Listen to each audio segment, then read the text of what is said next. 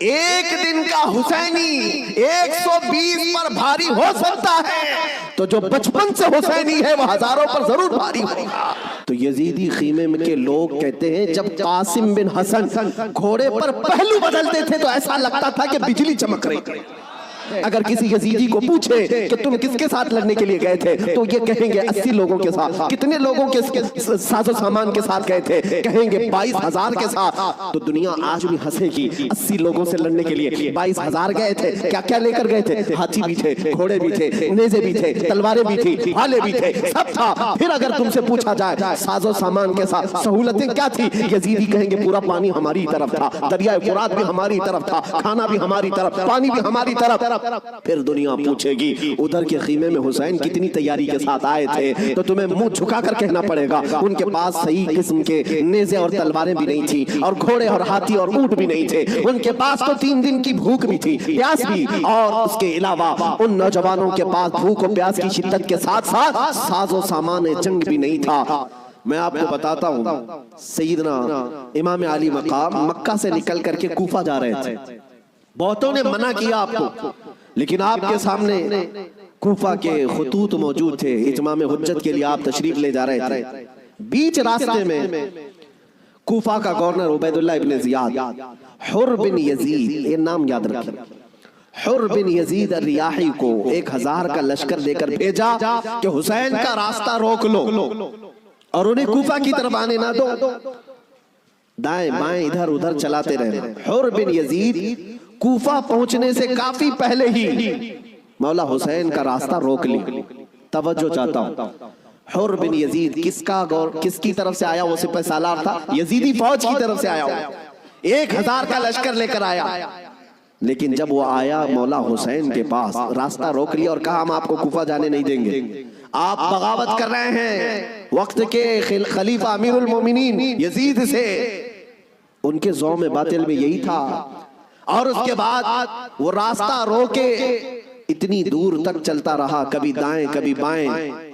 امام حسین ایک جگہ پر جب پڑاؤ کرتے ہیں، ظہر کا وقت ہے، اذان ہوئی، نماز کے لیے جماعت قائم ہو رہی ہے، امام حسین نے اس حر بن یزید سے پوچھا جو 1000 لشکر کا سپہ سالار تھا، کہا ہم نماز پڑھنے جا رہے ہیں، ہم اپنی نماز پڑھ لیں، کیا تمہاری جماعت الگ ہوگی، ہماری جماعت الگ ہوگی؟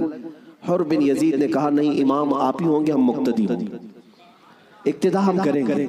امام حسین مصلی پر ہیں، راستہ روکنے کے لیے جو آیا ہے یزید کا سپہ سالار، وہ اقتداء کر رہا ہے، 1000 لشکریوں کے ساتھ اقتداء کر رہا ہے، ظہر میں بھی، عصر میں بھی، مغرب میں بھی، عشاء میں بھی، کنٹینیو جو نمازیں ہوتی ہیں نماز امام حسین ہی پڑھاتے ہیں، اور راستہ روکنے کے لیے آیا ہوا یزید کا سپہ سالار اقتداء کر رہا ہے۔ میں علماء سے کہتا ہوں میرے عزیزوں، بڑا عظیم نکتہ ہے، اگر حسین کے سچے وفادار ہو تو آج بھی ہزاروں یزیدی تمہاری بھی اقتداء کرنے کو تیار ہیں، کرتے ہیں، مجبور ہیں۔ اگر سچے حسینی بن جاؤ تو اقتداء تو ہوگی، لیکن جو بات مجھے عرض کرنی ہے وہ یہ، راستہ روکا اور اس کے بعد پھر پیغام آیا کہ امام حسین کو کوفہ کی طرف آنے مت دینا، کسی اور راستے کی طرف لے جاؤ، کسی اور راستے کی طرف وہ زبردستی لے گیا۔ پھر وہ میدان آیا جس کو کربلا کہا جاتا ہے، امام حسین وہاں اتر گئے، اور ایسی جگہ پر آپ کو اتارا گیا جہاں پانی نہ ملے، دریا کے اوپر سارے یزیدی فوج کا قبضہ۔ اب سنیے، محرم کا مہینہ ہے، 7ویں آ گئی، 8ویں آ گئی، اس کے بعد یہ صلح مصالحت کی بھی باتیں چلتی رہی۔ امام حسین نے پیغام بھیجا تھا عبید اللہ ابن زیاد کو، 3 آپشن دیے تھے، کوئی قبول کر لو، لیکن وہ ظالم آپ کے خون کے در پہ تھے، مانے نہیں، 4000 کا لشکر دے کر بھیجا۔ پھر اس کے بعد تقریباً 15000 کا لشکر دے کر بھیجے، 15000 یا 16000 کا لشکر دے کر دوبارہ بھیجا۔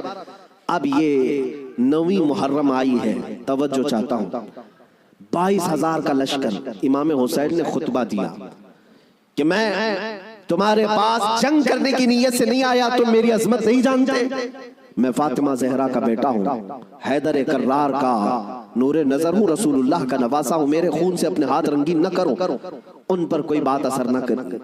اس کے بعد حر بن یزید جو 1000 کا لشکر لے کر سب سے پہلے راستہ روکنے آیا تھا، وہ یزیدیوں کے پاس آیا اور کہا ان کی ایک بات تو مان لو، وہ جنگ کرنے نہیں آئے، اگر وہ صلح چاہتے ہیں تو ختم کر دیتے معاملہ، لیکن یزیدی فوج کے جو بڑے سپہ سالار تھے عمرو بن سعد یا شمر، ان لوگوں نے کہا اے حر، تجھے مصالحت کرنے کے لیے نہیں بھیجا گیا ہے، تجھے فوجی بنا کر بھیجا گیا ہے، لڑنا ہے تو ہمارے ساتھ لڑو ورنہ یہاں سے دفع ہو جاؤ۔ جب یزیدی فوج کے بڑے سپہ سالاروں نے حر بن یزید کی بات نہیں مانی تو سنو، پورے مجمع میں وہی حر جو یزید کا سپہ سالار تھا اعلان کرتا ہے تمہاری سپہ سالاری تمہیں مبارک ہو، میں حسین کے خیمے میں جاتا ہوں۔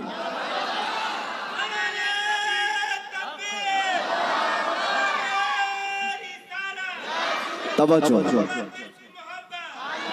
حر بن یزید نے کہا مجھے اب نظر آ رہا ہے کہ حق اور حقانیت حسین کے خیمے کی طرف ہے، مجھے جانے دو۔ ان لوگوں نے کہا تم جا سکتے ہو۔ حر بن یزید کو پتا تھا حسین کے ساتھ جانے کا کیا انجام ہو سکتا ہے، 22,000 کا لشکر جرار ہے اور ادھر صرف 80-82 لوگ ہیں۔ ایسے وقت میں ایک چھوٹی جماعت کا ساتھ کون دے سکتا ہے جہاں بھاری بھرکم لشکر سامنے موجود ہو؟ میرے عزیزو، ایک چھوٹی جماعت کا ساتھ صرف وہی دے سکتا ہے جس کے سینے کو مولا ہدایت کے لیے کھول دیتا ہے۔ میں نے دیکھا ہے مصیبتوں کے وقت کون ہمارے ساتھ کھڑا ہوتا ہے۔ لوگوں کی نظروں میں بہت بڑی بڑی حکومتیں ہوتی ہیں، ارے بہت سارے لوگ تو ڈر جاتے ہیں ان کے ساتھ کھڑے ہو جائیں، فوٹو میں آ جائیں گے تو کل کیس ہمارے اوپر بھی ہو جائے گا۔ میرے عزیزوں، میں اپنی بات نہیں کرتا، لیکن ایک بات ضرور ہے، حق جماعت اگر اقلیت میں بھی کیوں نہ ہو، اللہ کی مدد آج یا کل اسی کے ساتھ ہوگی۔ اگرچہ آج وہ مظلوم نظر آئے لیکن اللہ تعالیٰ غالب فرمائے گا۔ حسین اعظم کے پاس حر بن یزید آ گئے۔ جس بات کی طرف میں تمہیں لے جا رہا ہوں اس کے لیے اتنا لمبا واقعہ بیان کرنا پڑا، جو اصل لب لباب ہے، جو خلاصہ ہے اس واقعے کا، وہ ابھی عنقریب بیان کرتا ہوں۔ نوجوانوں توجہ سے سنو، توجہ۔ حسین ابن علی رضی اللہ تعالیٰ عنہ کے پاس آ گیا حر بن یزید، قدموں میں گرا، کہا مولا مجھے معاف فرما لے، میں نے راستہ روکا آپ کا، میں آپ کو مجبور کیا اس میدان میں آنے کے لیے، لیکن میں آپ کے ساتھ اب اس وقت تک رہوں گا جب تک میری آخری سانس نہ آ جائے، میں آپ کی حمایت میں لڑوں گا۔ امام حسین نے اس سے کہا حر کہ میں نے تجھے معاف کر دیا، لیکن جا تو اپنے بیوی بچوں کے ساتھ، میری اس چھوٹی جماعت کے ساتھ رہے گا تو جان کا خطرہ ہے۔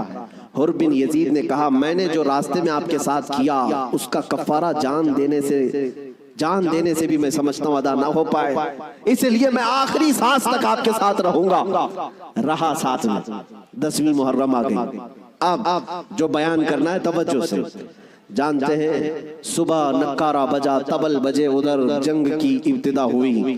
یزیدیوں کی طرف سے عمرو بن سعد نے پہلا تیر چلایا اور اعلان کیا کہ ہم حسین ابن علی کے ساتھ جنگ شروع کر چکے ہیں۔ جنگ جب شروع ہو گئی، امام حسین رضی اللہ تعالیٰ عنہ کے اہل بیت کو کسی نے اترنے نہیں دیا، جو آپ کے ساتھی تھے، جو آپ کے ساتھ آئے ہوئے تھے، جو اہل بیت سے نہیں تھے۔ 5 صحابی رسول بھی ہیں مولا حسین کے ساتھ، صحابی رسول بھی تھے، وہ جب تک ساتھی رہے خاندان حسین سے ایک کو بھی میدان میں آنے نہیں دیا۔ اور جانتے ہیں اس میدان کربلا میں پہلے اترنے والا کون تھا؟ وہی حر بن یزید، اور کس کی جانب سے؟ امام حسین کی طرف سے۔ ایک بات مولا قدیر و جبار کی تمہیں سمجھنا پڑے گا، اگر وہ ہدایت دینے پر آئے تو کفر کی طاغوتی طاقتوں میں سے بھی کسی کو ہدایت دے کر کے اس کو پاسبان اسلام بنا سکتا ہے، اور کبھی گمراہ کرنے پر آئے تو کعبہ کے قریب رہ کر کے بھی کوئی گمراہ ہو سکتا ہے۔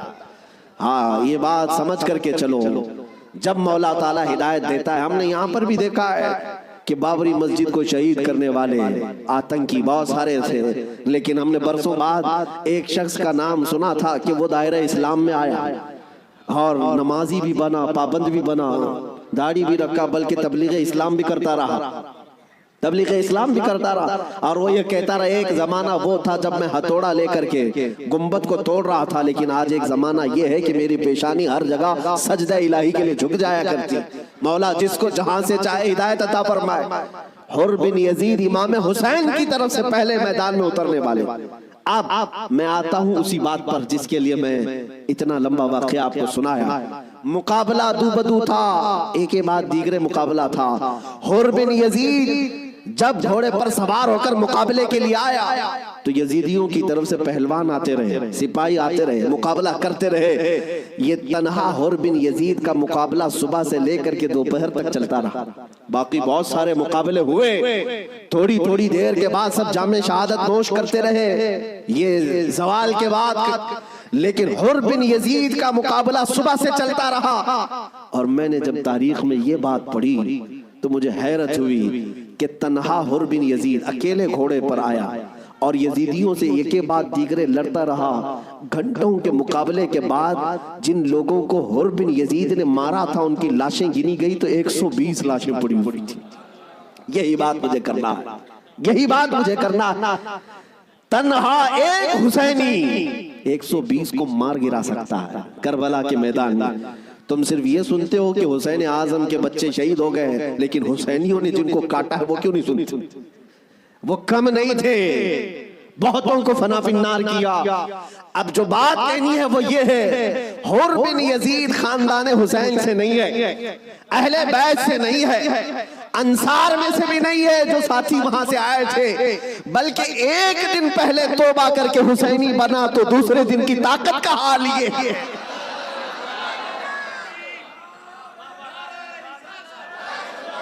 اب بات سمجھ میں آ گئی، بات سمجھ میں آ گئی۔ ایک دن کا حسینی 120 پر بھاری ہو سکتا ہے تو جو بچپن سے حسینی ہے وہ ہزاروں پر ضرور بھاری ہوگا۔ کیوں نہ بھاری ہوگا؟ اعلیٰ حضرت فاضل بریلوی رضی اللہ تعالیٰ عنہ نسبت قادریت پر فخر کرتے ہوئے کہتے ہیں، کیا دبے جس پہ حمایت کا ہو پنجہ تیرا، شیر کو خطرے میں لاتا نہیں کتا تیرا۔ عزیزان گرامی، نسبت قادریت پر جب اتنا فخر ہے تو نسبت حسینی پر کتنا فخر ہو۔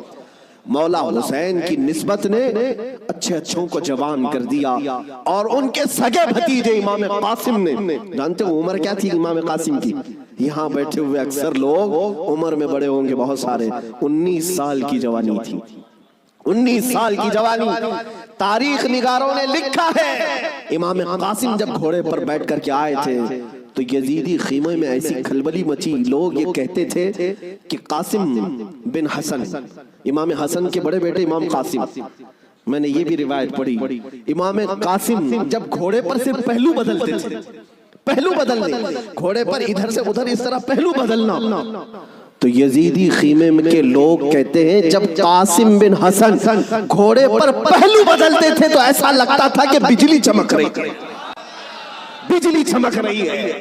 یہ خوف سینوں میں ہزاروں کے ہونے کے باوجود کس نے طاری کیا؟ میرے عزیزو، وہ رب ذوالجلال ہے، غالب حکمت والا، جس نے قرآن میں فرمایا وَلَا تَهِنُوا وَلَا تَحْزَنُوا وَأَنْتُمُ الْأَعْلَوْا إِن كُنتُم مُؤْمِنِينَ، تم گھبراؤ مت، پریشان مت ہو، مولا فرماتا تم ہی غالب رہو گے اگر تم سچے ایمان والے ہو، اگر تم میرے مصطفیٰ کریم صلی اللہ علیہ وسلم کے سچے غلام ہو۔ لوگ تو صرف کربلا کے میدان میں یہ دیکھتے ہیں کہ امام حسین کی شہادت ہو گئی، علی اصغر کی شہادت ہو گئی، علی اکبر کی شہادت ہو گئی، عباس علمبردار کی شہادت ہو گئی، یہ شہادتیں اپنی جگہ پر، لیکن اگر کمپیریزن میں میں اگر بتاؤں کس نے کتنوں کو مارا تھا، کس نے کتنوں کو زخمی کیا تھا، تو پھر تمہیں پتہ چلے گا کہ وہ کٹ کر کے بھی فتح یاب تھے، وہ شہید ہو کر کے بھی فتح یاب تھے، اس لیے کہ یزیدیوں کے پاس بولنے کے لیے منہ نہیں ہے۔ اگر کسی یزیدی کو پوچھے کہ تم کس کے ساتھ لڑنے کے لیے گئے تھے تو یہ کہیں گے 80 لوگوں کے ساتھ، کتنے لوگوں کے ساز و سامان کے ساتھ گئے تھے، کہیں گے 22,000 کے ساتھ، تو دنیا آج بھی ہنسے گی، 80 لوگوں سے لڑنے کے لیے 22,000 گئے تھے، کیا کیا لے کر گئے تھے؟ ہاتھی بھی تھے، گھوڑے بھی تھے، نیزے بھی تھے، تلواریں بھی تھی، بھالے بھی تھے، سب تھا۔ پھر اگر تم سے پوچھا جائے ساز و سامان کے ساتھ سہولتیں کیا تھی، یزیدی کہیں گے پورا پانی ہماری طرف تھا، دریائے فرات بھی ہماری طرف تھا، کھانا بھی ہماری طرف، پانی بھی ہماری طرف۔ پھر دنیا پوچھے گی ادھر کے خیمے میں حسین کتنی تیاری کے ساتھ آئے تھے، تو تمہیں منہ جھکا کر کہنا پڑے گا ان کے پاس صحیح قسم کے نیزے اور تلواریں بھی نہیں تھی، اور گھوڑے اور ہاتھی اور اونٹ بھی نہیں تھے، ان کے پاس تو 3 دن کی بھوک بھی تھی، پیاس بھی، اور اس کے علاوہ ان نوجوانوں کے پاس بھوک و پیاس کی شدت کے ساتھ ساتھ ساز و سامان جنگ بھی نہیں تھا۔ تب دنیا آج بھی کہے گی بھلا اس کو جنگ کہتے ہیں، بھلا اس کو مقابلہ کہتے ہیں۔ وہ حسینی اگر تمہارے ساتھ مقابلہ نہ بھی کرتے تب तब भी क़यामत तक हुसैन की फतह का परचम लहरा रहा होता। लेकिन आज दुनिया ये देख करके भी कहती है, चलो तख्त और ताज के मालिक होने को अगर आज दुनिया ये कहती है, ताकत वाले फतहयाब हैं, हुकूमत वाले फतहयाब हैं, तख्त वाले फतहयाब हैं, तवज्जो से ये बात मैं आज जिम्मेदारी के साथ कह रहा हूँ, कल को अगर मुझे कोई फांसी पर चढ़ाए, कल को अगर मुझे कोई गोली मारे, तो ये बात मेरी याद रखना मेरे अजीजों, जालिमों की हुकूमत ज्यादा देर तक नहीं चलती। यजीद का तख्त भी था, ताज भी था, हुकूमत भी थी, फौजी भी थे, सिपाही भी थे, लेकिन आज जाओ उस यजीद के तख्त को ढूंढने के लिए, महल को ढूंढने के लिए।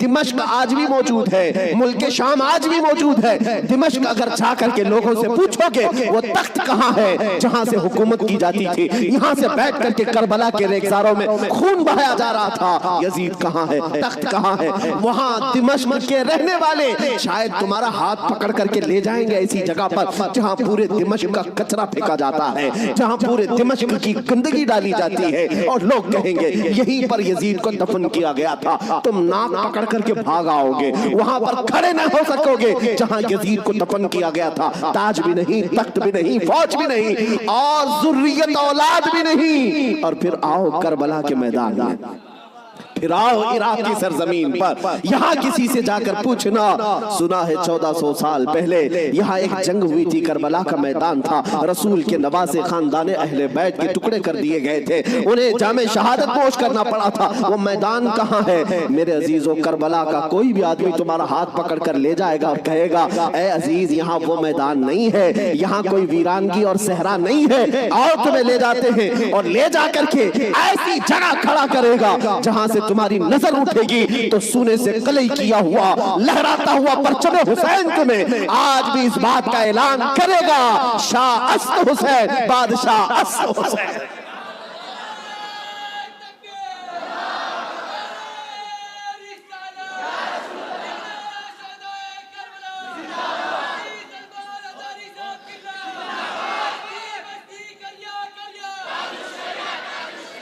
जानते हो बहुत सारे बच्चे, बहुत सारे नौजवान किसी न किसी शख्सियत को अपना आइडियल बनाते हैं बचपन से। अल्हम्दुलिल्लाह, मैं ये तहदीस नेमत के लिए कह रहा हूँ, अल्लाह मेरी माँ को सलामत रखे, जिनसे मैंने वाक़यात सुने हैं तो खालिद बिन वलीद के सुने थे। और हमारे आइडियल जो बुजुर्ग हैं उसमें मौला इमाम हुसैन है, हमने उनको आइडियल बनाया है, आप भी बना लो, इसलिए कि इन लोगों को जिसने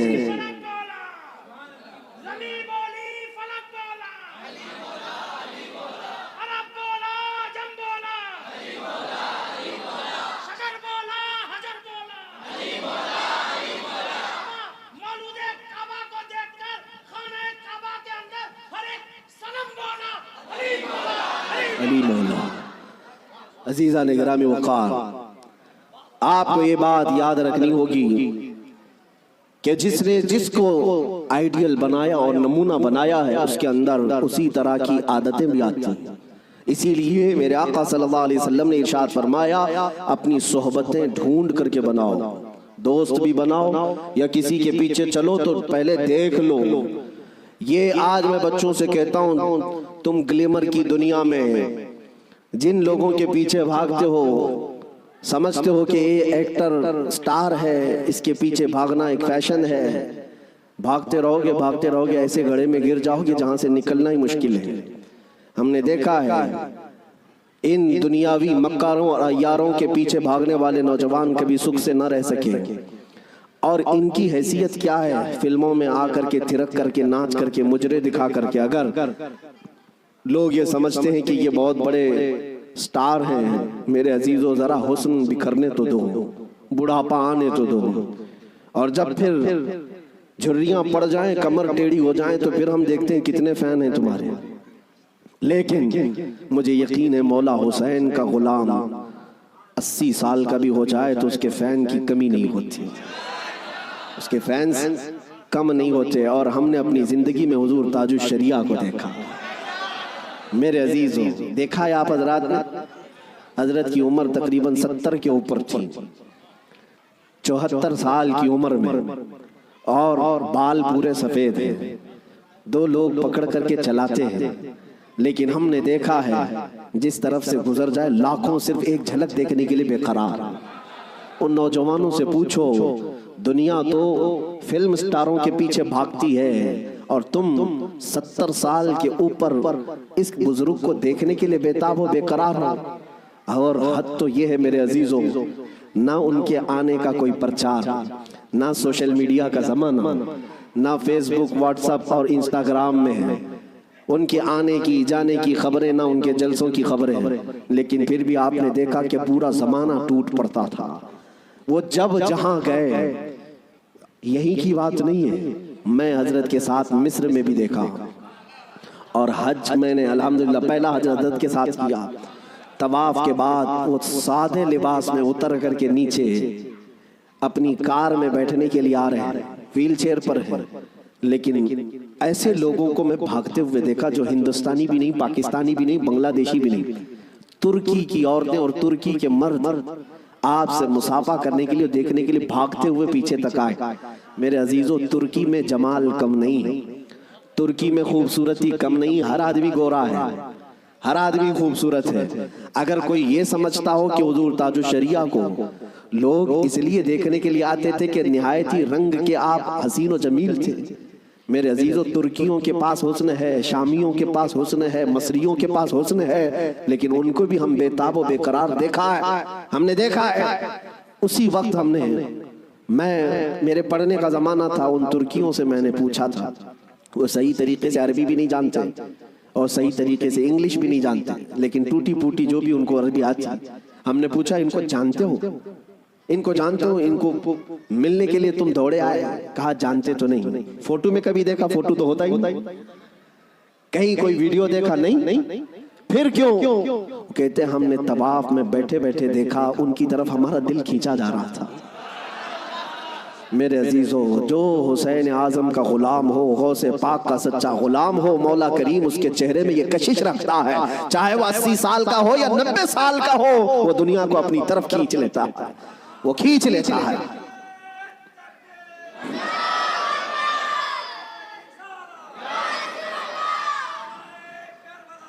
اب آؤ میں آپ کو بات بتا دوں، مر جانا، کٹ جانا، یہ ہماری انتہا نہیں ہے.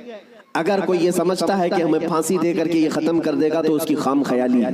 یہاں پر انگریزوں کا دور تھا، 100 سال تک یہ اتنا ظلم کرتے رہے. ہندوستان میں آج بھی وہ تاریخ رقم ہے، لیکن سب سے زیادہ انہوں نے اگر کسی پر ظلم کیا تو مسلمانوں پر ظلم کیا انگریزوں نے. اور ان کو بھی آپ میں بتاؤں، آج پھر وہ دور ہمیں نظر آ رہا ہے ظلم کا، کسی ایک خاص کمیونٹی کو ٹارگٹ کرنا. انگریز ڈرتے تھے کس سے جانتے ہیں؟ جن لوگوں سے وہ ڈرتے تھے وہ کالا پانی کی سزا دیتے تھے. انڈمان نکوبار، جزیرہ انڈمان کو بھیجتے تھے، لیکن جزیرہ انڈمان نکوبار میں جو جیل ہے جہاں بھیجتے تھے، وہاں سب سے زیادہ اگر کسی کو انہوں نے بھیجا ہے تو وہ علماء اہل سنت کو بھیجا ہے. یعنی آج سے 100 سال پہلے بھی انگریزوں کے خیمے میں کھلبلی تھی تو علماء سے ہی تھی، حق بولنے والے علماء ربانیین. اور پھانسی پر چڑھایا ہے 30,000 علماء کو اہل سنت و جماعت کے. ایک بات میں آپ کو بتانا چاہتا ہوں، علامہ کفایت علی کافی رحمت اللہ علیہ، مراد آباد شہر کے رہنے والے ایک عاشق رسول، ان سے انگریز اتنا ڈرتے تھے کیونکہ جانتے تھے کہ ان کی زبان سے نکلے ہوئے کلمات سے اچھے اچھوں کے دل بدل جاتے ہیں. ان کو پتا ہے عالم ربانی، عالم حقانی کی زبان کو وہ توپ سے زیادہ اہمیت دیتے ہیں. کوئی توپ اور بندوق سے مارے اس سے زیادہ اہمیت ان کو ایک عالم ربانی کی زبان سے نکلے ہوئے حق جملے. اسی لیے کفایت علی کافی کو گرفتار کرنے کے لیے جانتے کتنے لوگ آئے تھے؟ انگریز فوج کے 3,000 لوگ آئے تھے ایک عالم کو گرفتار کرنے کے لیے. ہمیشہ دنیا کے ظلم نے یہ بتایا ہے کہ یہ بزدل ہوتے ہیں، ہمیشہ بتایا ہے انہوں نے کہ باطل خیموں میں اکثر مادہ ہوتے ہیں، ان میں شیر نر نہیں ہوتا. ایک اہل سنت و جماعت کے عالم ربانی کو گرفتار کرنے کے لیے 3,000 کی فوج آئی اور گرفتار کیا. اور انہیں گرفتار کر کے سزائیں کیا دی تھی جانتے ہیں؟ ان کے جسم پر گرم استری پھیری جاتی تھی، اور جب ان کی چمڑی جل جاتی تھی تو نمک چھڑکا جاتا تھا. یہ کفایت علی کافی رحمت اللہ علیہ، تقریباً 1 ہفتے تک انہیں سزائیں دی گئی، اور پھر کہا جانے لگا کہ تم فتویٰ بدل لو. تم اپنی باتیں بدل لو، ہم اپنی حکومت میں تمہیں اہم عہدہ بھی دے دیں گے اور ماہانہ وظیفہ بھی جاری کر دیں گے۔ مگر وہ کفایت علی کافی عاشق رسول تھے، بازار مصطفیٰ میں بکا ہوا غلام پھر کسی انگریز کے ہاتھ میں کیسے بک سکتا ہے؟